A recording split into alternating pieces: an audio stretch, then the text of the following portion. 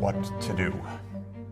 The world has a major problem, and that is that we are way off course in our goal of achieving sustainable development.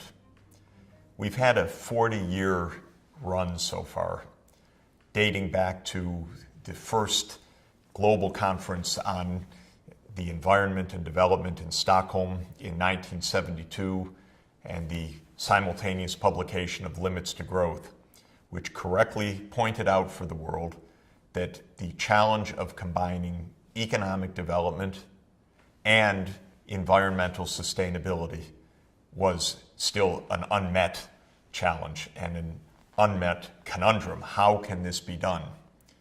20 years later, the world met at the Rio Earth Summit and adopted 3 major treaties that we've discussed on climate change, on biological diversity, and on combating desertification. 20 years later, in June 2012, the world met for a 3rd time on these great issues. Leaders came together from all over the world and took stock. And what they realized was a very unsettling and powerful set of truths. On the one side, all of the evidence pointed out that the diagnosis first made back in 1972 was fundamentally correct, that the problem of combining economic growth with social inclusion and especially environmental sustainability was a challenge that was so far unaddressed and getting worse. Second, they concluded that the major actions which were hailed at the time as historic breakthroughs at the Earth Summit in 1992 had not succeeded. I've already noted on several occasions the 3 F's on the report card given by Nature magazine to the Earth Summit. The F for climate change, the F on biological diversity, the F given on the Treaty on Combating Desertification. Not one of them delivered as promised. So with that in mind, world leaders at the Rio Plus 20 summit in June 2012 resolved once again to join this battle. And that's where we are today. What are we to do with the world that is going in one direction with very strong momentum? Some good of economic growth spreading to many places, of poverty being reduced in many parts of the world, but a lot that is seriously awry and getting more and more dangerous. High inequalities, some parts of the world still trapped in extreme poverty and cycles of violence and poverty and hunger and disease. And with the growing crisis of the global environment, whether it is climate change, the 6th major extinction of species on the planet, the dangers to our cities of pollution, overcrowding, lack of infrastructure. We now need, as the leaders realized at Rio Plus 20, a new and dramatic approach. Well, what did they put on offer? How should the world respond? The first thing the world leaders said is, we absolutely must not give up. And quoting from the final outcome document of the conference called The Future We Want, the world leaders said, and I quote, "We commit ourselves to reinvigorating the global partnership for sustainable development that we launched in Rio in 1992. We recognize the need to impart new momentum to our cooperative pursuit of sustainable development and commit to work together with major groups and other stakeholders such as business, NGOs, universities, in addressing the implementation gaps." They also noted something very important, and that is that the most urgent task of all in all of the interconnected challenges of sustainable development, of economic development, of social inclusion, of environmental sustainability is the task that the world did take on in the year 2000 when world leaders adopted the Millennium Development Goals, and that is the fight against extreme poverty. We've talked a lot about extreme poverty. We should recall why it is the highest priority and the most urgent priority, and that's because it is a matter of life and death in the absolute present conditions. One can even define extreme poverty as a condition in which survival is a daily struggle. Remember that people living in extreme poverty are wondering where their next meal will come from, whether the next drink of water will carry pathogens that could threaten their lives, whether the next bite of a mosquito might transmit malaria to them. In other words, the challenges of extreme poverty are here and now and life and death. And since 7 million children are dying every year before their 5th birthday of conditions that are either completely preventable or, if not completely preventable, essentially fully treatable, we have this crisis, the opportunity, the moral challenge in front of us. And so when the world leaders met at Rio Plus 20, they also noted right at the beginning of the future we want, something that I regard as completely correct. They said, and I quote, "Eradicating poverty is the greatest global challenge facing the world today and an indispensable requirement for sustainable development. Unless we tackle the end of extreme poverty, we're not going to complete the challenges on the other aspects of sustainable development either." Quote, "In this regard, we are committed to free humanity from poverty and hunger as a matter of urgency. We reaffirm our commitment to making every effort to accelerate the achievement of the internationally agreed development goals, including the Millennium Development Goals, by 2015. So, in 2012, the world leaders said, we have 3 years left of the 15-year period on the Millennium Development Goals. Let's use those to accelerate progress. Let's remember that the Millennium Development Goals called for cutting extreme poverty by half, something already accomplished if we take the developing countries as a group, but not accomplished country by country or region by region. And so a lot of work left to do to 2015. But then continuing on after 2015 to complete the job. Now here is where I think the leaders made the single most important step at Rio Plus 20. They said, and I quote, "We recognize that the development of goals could also be useful for pursuing focused and coherent action on sustainable development." In other words, they looked at the Millennium Development Goals, said, that was pretty good. That helped to mobilize world efforts on fighting poverty. We need a similar approach on mobilizing world efforts on sustainable development in all of its complexity. And I quote, "We further recognize the importance and utility of a set of Sustainable Development Goals, or SDGs. These goals should address and incorporate in a balanced way all 3 dimensions of sustainable development and their interlinkages." I would summarize it as saying that the world leaders agreed to make the transition from MDGs to SDGs, from Millennium Development Goals to Sustainable Development Goals. Taking a leaf from the Millennium Development Goals, the world leaders also made some points about what these new SDGs should be. And I quote again from the future we want. "We also underscore that SDGs should be action-oriented, concise and easy to communicate, limited number, aspirational, global in nature, and universally applicable to all countries, while taking into account different national realities, capacities, and levels of development and respecting national policies and priorities. We also recognize that the goals should address and be focused on priority areas for the achievement of sustainable development, being guided by this outcome document, the future we want. Governments should drive implementation with the active involvement of all relevant stakeholders as appropriate.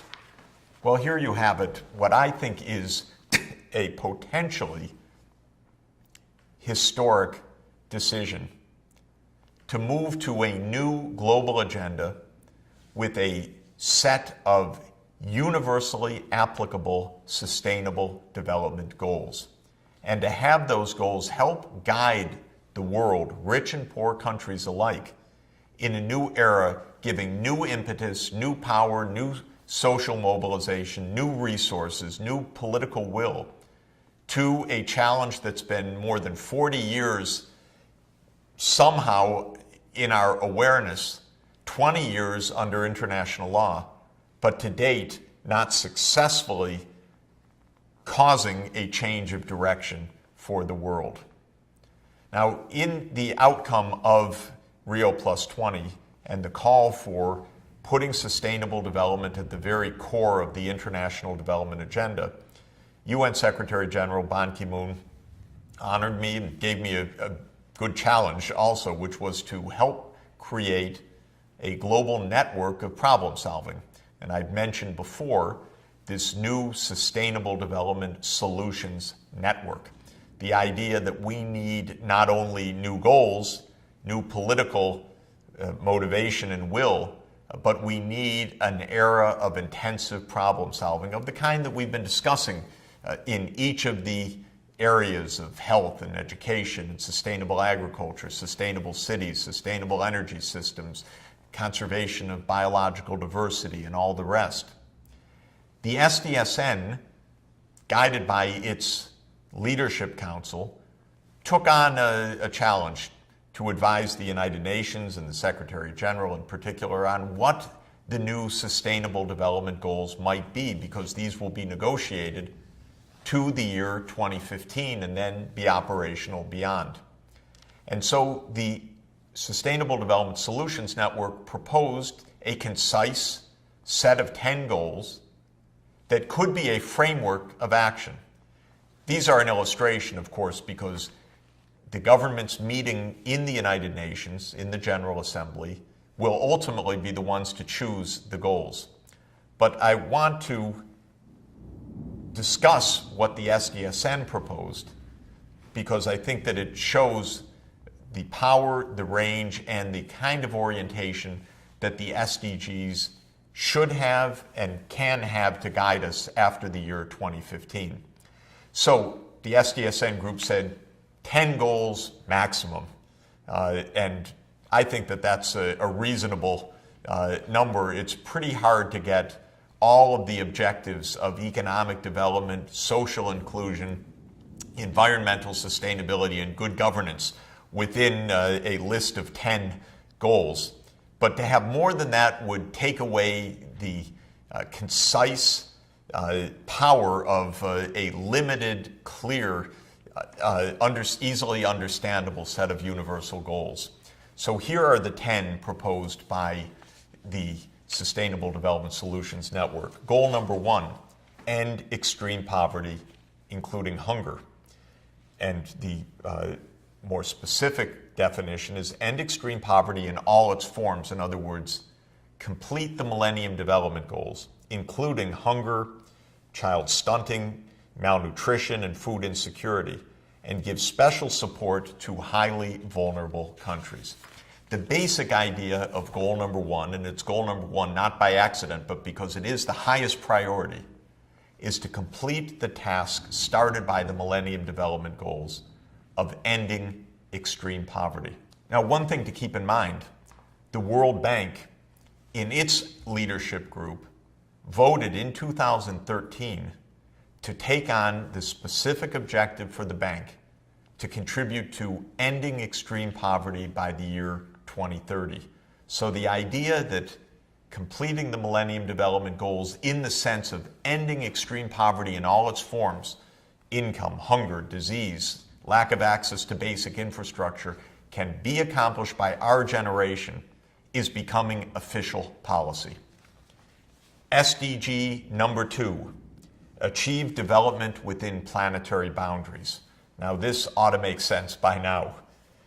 It says in the subtitle, all countries have a right to development that respects planetary boundaries, ensures sustainable production and consumption patterns, and helps to stabilize the global population by mid-century.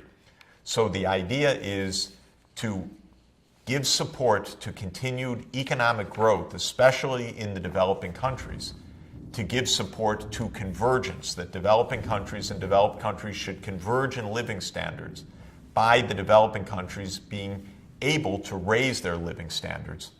But for this to happen within the planetary boundaries. And we know through all of our discussions that that means changes in the way that we use energy and produce energy, changes in the way that food is grown, changes in the way that cities are designed and built, and so forth.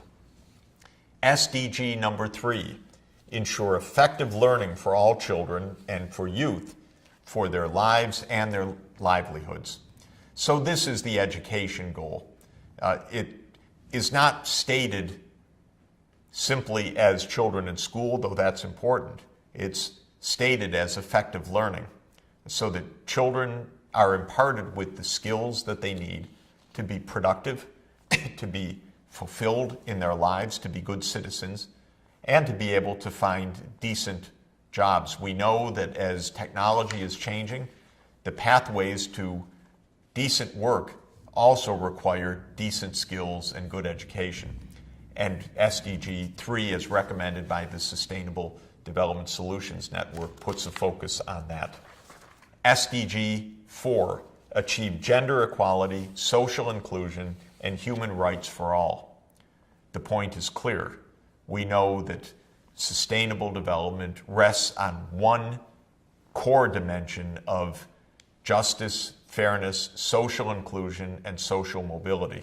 And we've seen that gender discrimination, discrimination against minority groups, discrimination against indigenous populations are huge barriers to full participation in economic life and to a life satisfaction that is attainable if we honor human rights, if we live up to the Universal Declaration of Human Rights.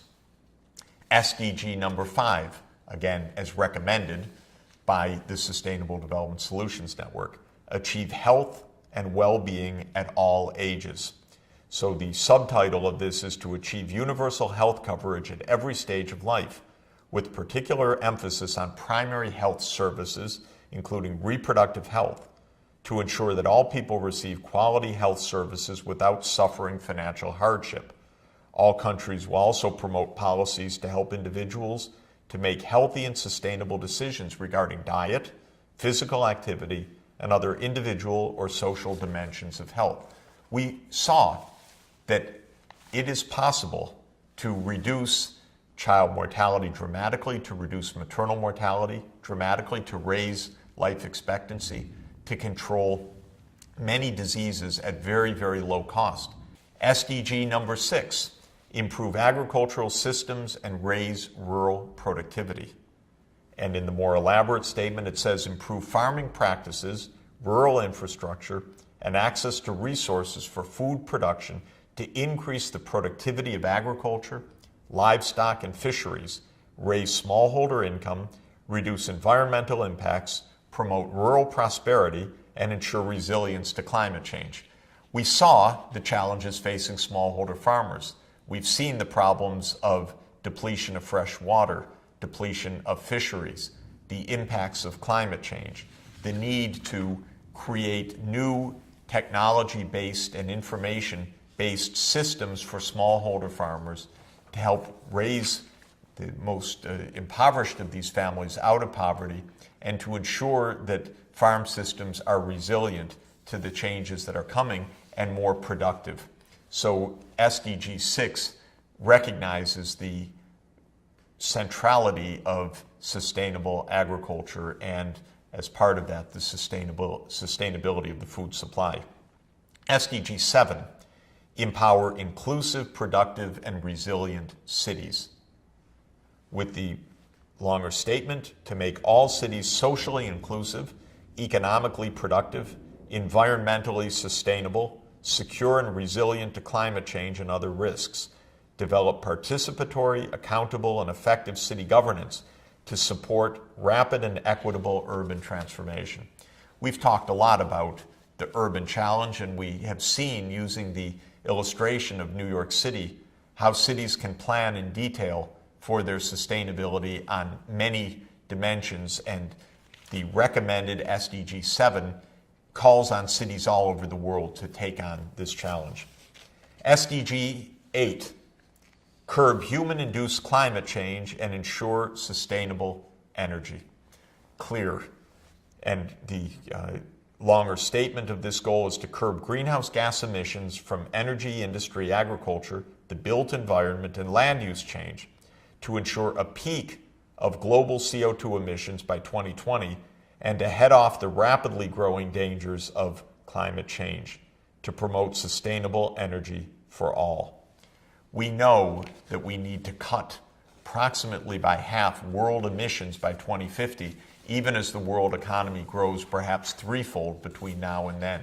This means the decarbonization of the energy system, while at the same time ensuring that electricity and modern energy services are available for all. A huge challenge. It can be done, but it will require much faster action than we have been taking to date.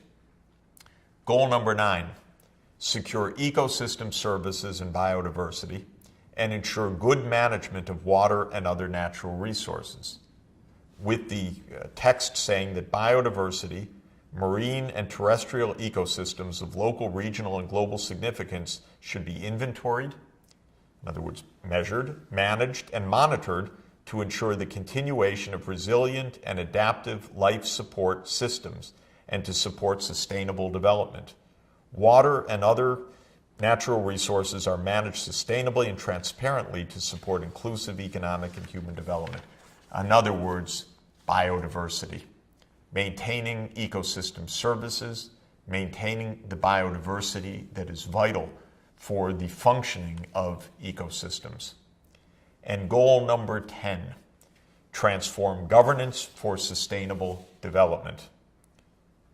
The public sector, business, and other stakeholders should commit to good governance, including transparency, accountability, access to information, participation, an end to tax and secrecy havens, and efforts to stamp out corruption. The international rules governing international finance, trade, corporate reporting, technology, and intellectual property should be made consistent with achieving the Sustainable Development Goals.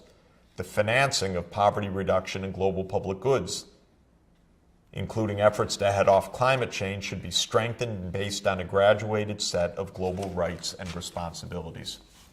Bottom line, 10 goals to orient the world in clear, specific ways, measurable ways, concise and understandable ways, so that the world can make the shift from our business as usual and increasingly dangerous course to a trajectory of sustainable development for all. These are the recommendations of the Sustainable Development Solutions Network. It's up to the world's governments, following the mandate given at the Rio+20 summit, to choose the Sustainable Development Goals and set a Sustainable Development Agenda for the post-2015 period to make the transition from MDGs to SDGs. Can these SDGs be achieved? Can this huge effort succeed? Let's take a look.